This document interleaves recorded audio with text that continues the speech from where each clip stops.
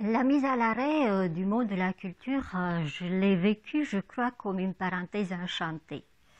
Pourquoi enchantée? Parce que tout ce qui nous bouleverse, et ce fut bouleversant, est bon, nous pousse à sortir de nos zones de confort. Bon, je pense que je ne suis pas sortie tout à fait exactement parce que je n'ai toujours pas trouvé le temps de ranger ma bibliothèque que d'ailleurs je vais vous montrer, je ne trouve pas l'intérêt de vous montrer moi-même. Et puisqu'on parle de culture, de livres, d'art, euh, je crois que c'est beaucoup mieux comme ça. Je vais m'arrêter à ce rapport entre la culture et la technologie, un sujet qui me préoccupe beaucoup. Et rien que cette vision des salles, des bibliothèques vides pendant le confinement, les salles des musées désertes, euh, peut-être des toiles, des tableaux couverts par des tissus protecteurs. Ça donne le frisson et c'est affligeant. Évidemment, on a pu voir tout cela sur Internet. Notre vie de consommateur culturel a basculé sur Internet et les musées se sont adaptés, se sont réinventés. La Bibliothèque nationale ont proposé et des conférences et des visites guidées sur diverses thématiques. Et, pourtant, je trouve que cette réappropriation de fortune, je dirais, pendant le confinement des produits culturels, c'est, il manquait quelque chose. Et je me suis demandé qu'est-ce qu'il manquait finalement. Il manquait le geste d'aller vers le produit culturel, la volonté de prendre le métro, de faire la queue devant les musées, de se glisser parmi les autres visiteurs pour voir par exemple un tableau de Pissarro. J'aime beaucoup Pissarro, quelque chose de sa lumière, ses détails me rappellent des souvenirs de mon enfance à Yache ou dans les villages de mes grands-parents. Euh, Fort heureusement, tout a basculé sur Internet et on a pu écouter, voir le violoniste Renaud Capuçon, par exemple, qui a publié chaque matin un morceau musical euh, enregistré dans son salon à lui. De la même façon, on a pu écouter, voir la pianiste Axia Marinescu ou écouter l'écrivain Matei Vichniek lire ses poèmes au-delà de l'écran. Tout cela a créé de nouvelles émotions et de nouvelles frustrations. Oui, l'art par écran interposé, c'est comme si on communiquait de guichet à guichet. Euh, je crois vraiment cela que l'Internet est notre guichet à nous, à chacun d'entre nous, où on soliloque, où on s'exprime, mais est-ce que c'est vraiment de la communication qui passe par l'émotion humaine? Si c'est un moyen pendant le confinement, pendant une pandémie malheureuse, je veux bien, mais si ça doit devenir la règle, je crois qu'il y a quelque chose qui cloche. Et puis, si je euh, restais moins de temps sur les réseaux sociaux et sur l'Internet, je peut-être trouverais plus de temps pour ranger ma bibliothèque.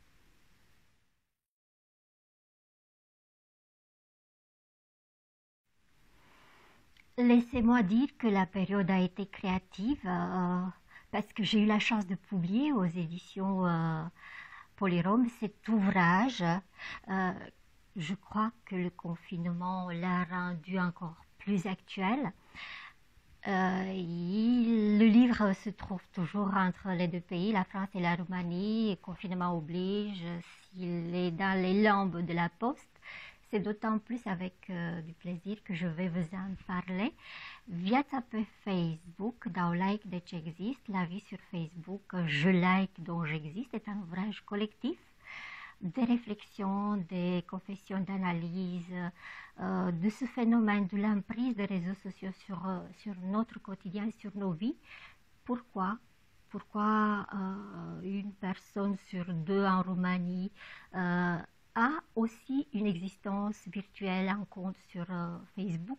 Pourquoi c'est si délicieux d'y être et si frustrant à la fois? Pourquoi c'est aliénant et jubilatoire? Pourquoi c'est intrusif et créatif? Pourquoi on ouvre largement les fenêtres pour que des passants regardent dans nos vies et dans l'histoire de la civilisation occidentale?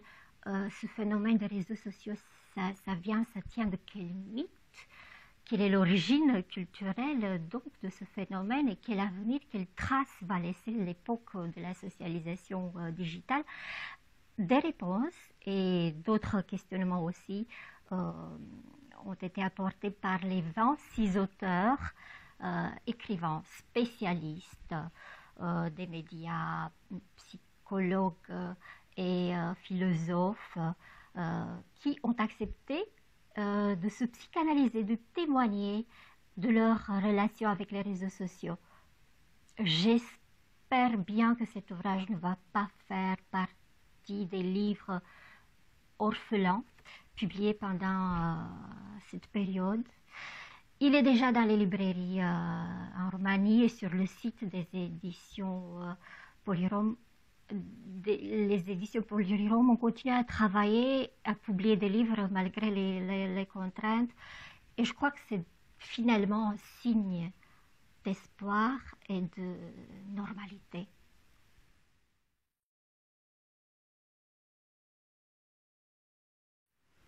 Moyen de subsistance, il faut dire peut-être les choses comme elles sont. Ce sont les économies de ceux qui travaillent dans la culture, et je pense ici aux structures indépendantes, plateformes culturelles, milieux associatifs.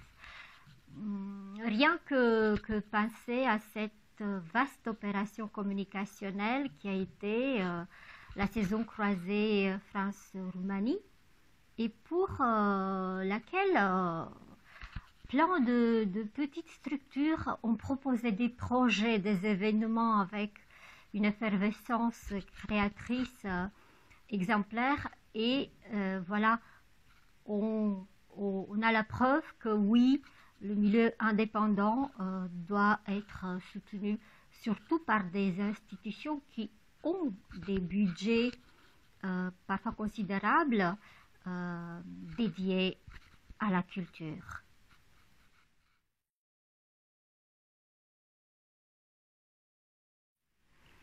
Penser le monde d'après, ça provoque déjà une sorte de mélancolie prospective. Est-ce qu'on va parler de nos livres et des livres des autres, un masque sur la figure?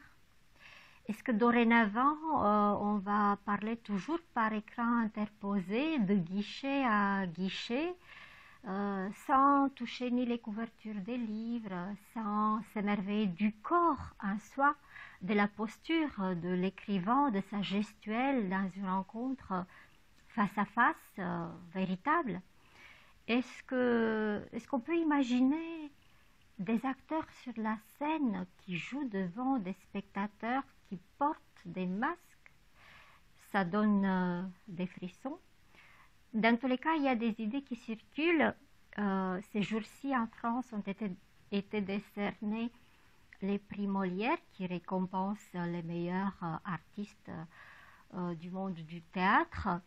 Et j'ai entendu parler de cette idée, pourquoi pas mettre en place, sur le modèle de la fête de la musique, une fête du théâtre où évidemment des spectacles et des acteurs sortent, se produisent dans la rue. Évidemment, en quelque sorte, c'est un retour aux origines de cet art. Moi, je reste et je suis confiante. C'est toujours l'art, ce sont toujours les artistes qui vont trouver les moyens d'intégrer les contraintes et de les transgresser. Et je suis curieuse de voir quelles sont les nouvelles formes artistiques qui vont naître après cette expérience si étrange et éprouvante.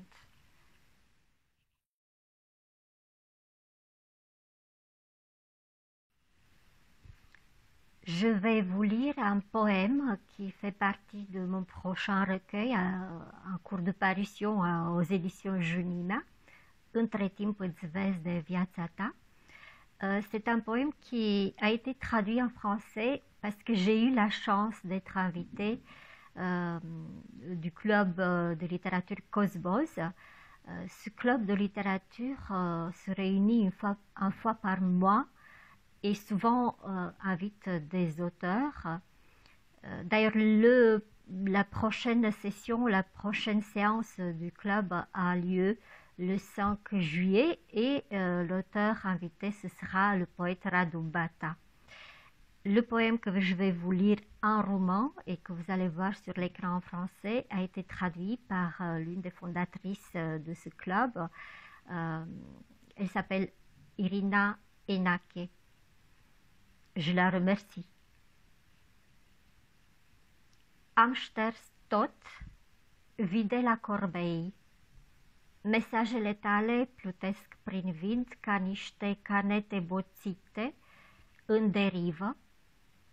În cimitirul intergalactic din hard disk, loc fără verdeață, nici întristare, doar un zăcământ de melancolie untoasă ca păcura, crește cea mai frumoasă epavă din univers.